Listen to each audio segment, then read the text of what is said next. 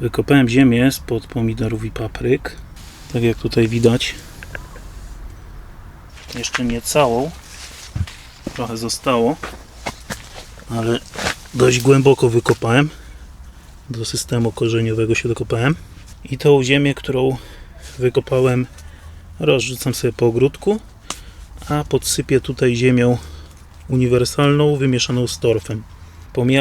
Pomiary kwasowości tej gleby wyszły między 7 a 8, myślę realnie. To już zobaczycie sobie w filmie z pomiarów płynem Haliga, co też nie jest super idealną i dokładną metodą, ale jest jakimś punktem odniesienia. Dlatego podsypię to sobie właśnie ziemią uniwersalną wymieszaną z torfem o kwasowości 3,5 do 4,5, tak żeby trochę tutaj obniżyć to pH, bo wyszło bardziej zasadowe niż powinno. Do tego cały czas mam problemy z przepuszczalnością tej ziemi i żeby ją nieco zwiększyć, biorąc pod uwagę, że ta gleba jest bardzo twarda po podlaniu i nie chcę za każdym razem jej spulchniać, stąd też decyzja o wymianie jej. Wymieszałem sobie już ziemię uniwersalną z torfem, w trochę mniejszym stężeniu torfu do ziemi uniwersalnej i podsypię sobie to teraz. Podsypię nieco mniej niż było tej ziemi, którą zebrałem. Myślę, że nie ma sensu tak głęboko, myślę, że nie ma sensu tak wysoko podsypywać, skoro i tak korzenie są dość nisko. Ciekaw jestem, czy przy wyrywaniu już później roślin ten system korzeniowy nieco się rozwinie w górę.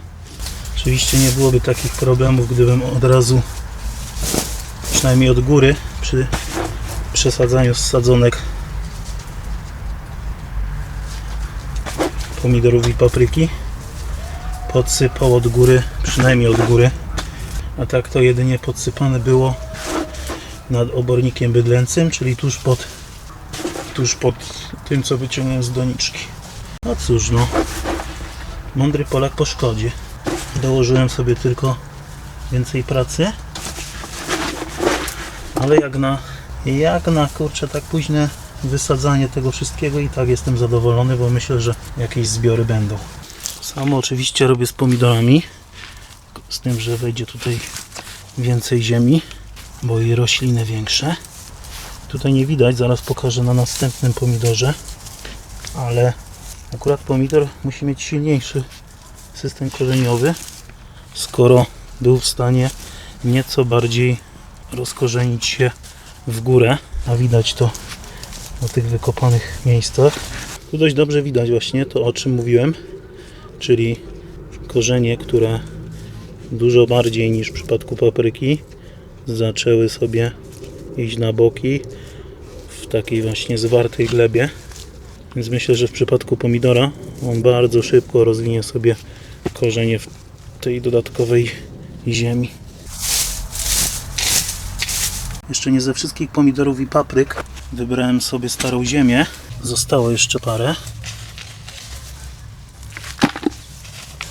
Ta operacja nie jest trudna, no ale trzeba trochę uważać na te korzenie. Na pewno nie da się ich całkowicie nie uszkodzić. Ale myślę, że taki lekki stres wiele nie wyrządzi krzywdy roślinom, a w przeciągu tygodnia będą bardziej happy niż były wcześniej, dostając obok nową, żyźniejszą glebę. Tutaj widać po tej papryce, że próbuje wypuszczać korzenie na boki, ale nie może się przebić przez starą ziemię. Myślę, że znowu będzie jej łatwiej.